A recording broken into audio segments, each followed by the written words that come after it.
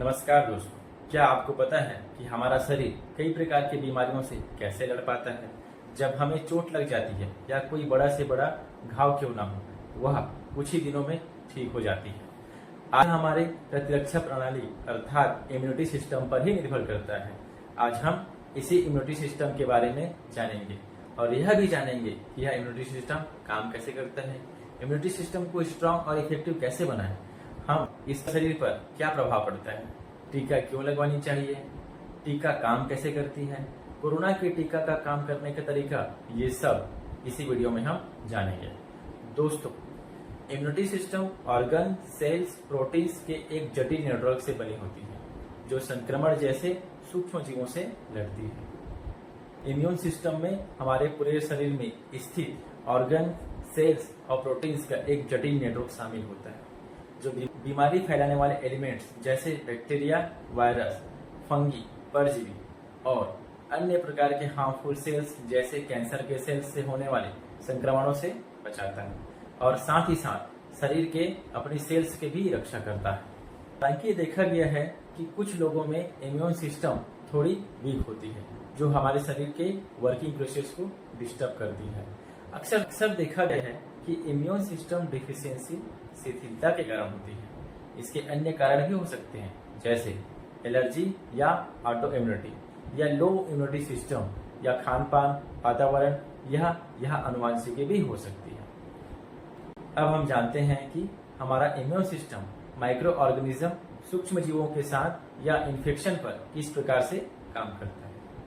हमारा immune system हर उस सूक्ष्म जीव का रिकॉर्ड रखती है जिसे उसने कभी हराया है, जैसे पहले कभी सर्दी, जुकाम या बुखार फैलाने वाले बैक्टीरिया से होने वाली बीमारी हो। दरअसल हमारे ब्लड में व्हाइट ब्लड सेल्स के दो प्रकार होते हैं, बी लिम्फोसाइट्स और टी लिम्फोसाइट्स, जिन्हें मेमोरी सेल्स के रूप में जाना जाता है, जिसमें इससे संबंधित सभी प्रकार की जानकारियां होती हैं। इसका मतलब यह हुआ कि अगर यह सूक्ष्म जीव फिर से शरीर में प्रवेश करता है तो इम्यून सिस्टम उस बीमारी को बढ़ने से पहले उसे पहचान कर नष्ट कर सकता है। फ्लू और सामान्य सर्दी जैसे कुछ इन्फेक्शन से कई बार लड़ना पड़ता है क्योंकि कई अलग अलग वायरस या एक ही तरह के वायरस के स्ट्रेन इस प्रकार की बीमारियों का कारण बन सकते हैं।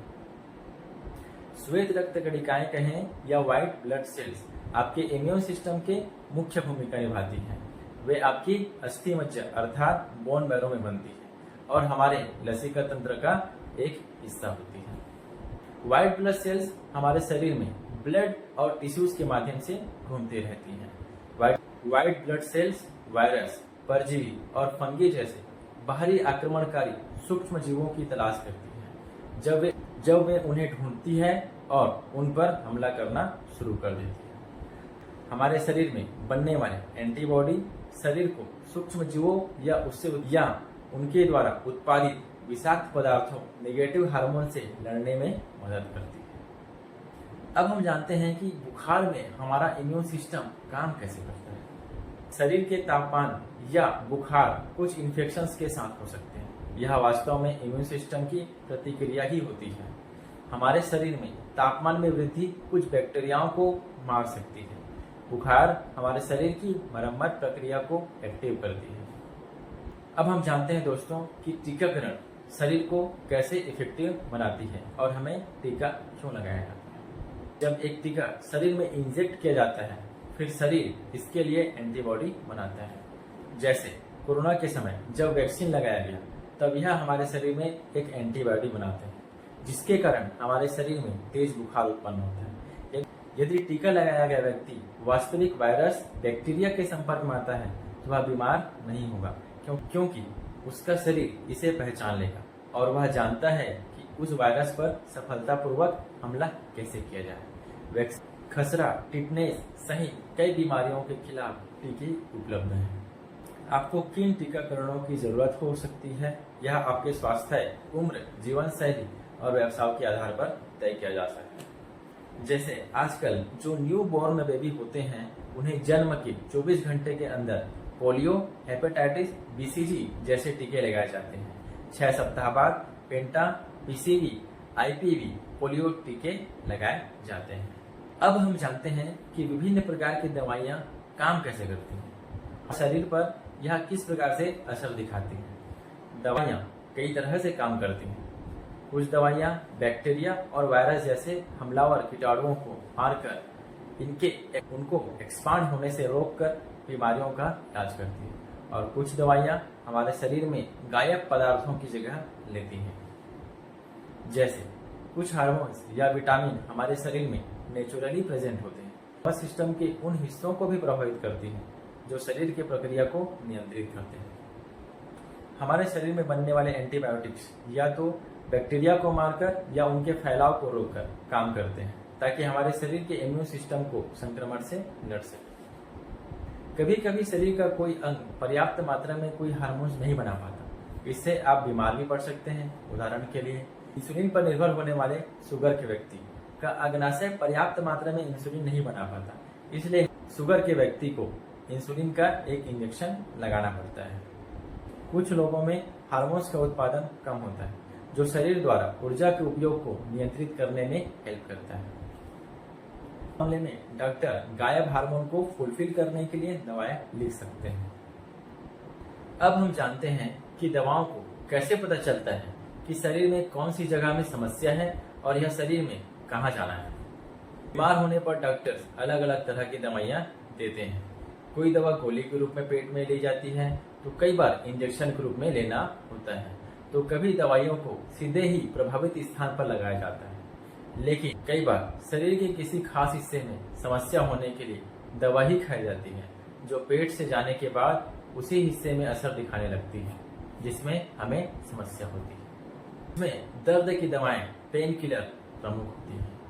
आखिरकार दवाओं को पता कैसे चलता है कि उन्हें शरीर के किस हिस्से में जाना है। दवाई के विशेषज्ञ ने इस प्रक्रिया पर प्रकाश डालते हुए बताया कि आखिर होता क्या है। क्या वाकई में ऐसा होता है कि सिर दर्द या पीठ के दर्द के लिए दी गई दवाई सिर में ही जाकर अपना असर दिखाती है? इसका स्पष्ट उत्तर हम आगे जानते हैं।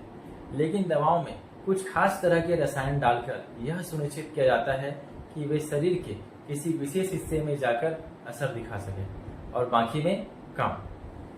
दरअसल दवाओं में केवल प्रभावित हिस्सों के लिए सक्रिय दवा के अलावा भी बहुत सारे दूसरे तत्व भी होते हैं। इसमें से ये निष्क्रिय तत्व भी शामिल होते हैं, जो दवा के स्टेबिलिटी, अवशोषण, रंग, स्वाद और अन्य गुणों को मजबूत बनाने के लिए डाले जाते हैं, जिससे दवा प्रभावित रूप से काम कर सके।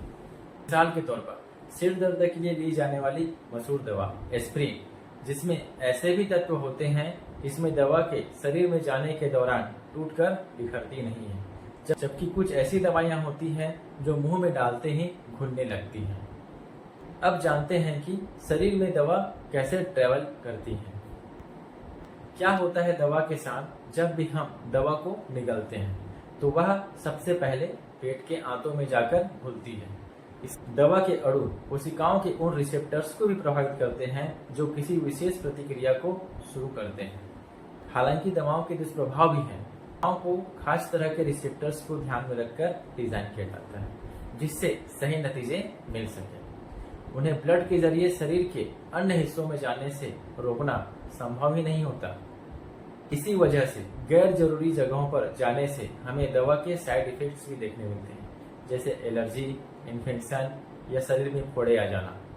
दवा का असर समय के साथ हल्का हो जाता है और वह यूरिन के जरिए बाहर भी निकल जाता है। इस कई दवाओं को खाने के बाद यूरिन में स्मेल आती है, या कुछ दवाओं को लेने के बाद यूरिन का रंग पीला हो जाता है। इस प्रकार दोस्तों, हम इस वीडियो में हमने जाना कि हमारा इम्यून सिस्टम काम कैसे करता है, दवाइयाँ काम कैसे करती हैं, हमें दवाइयाँ क्यों लेनी चाहिए, इसका वर्किंग प्रोसेस क्या है और हमारे शरीर पर किस प्रकार प्रभाव डालती है, और बहुत कुछ। इसी प्रकार के वीडियो देखने के लिए हमारे चैनल को सब्सक्राइब करें, लाइक करें और शेयर करें। धन्यवाद।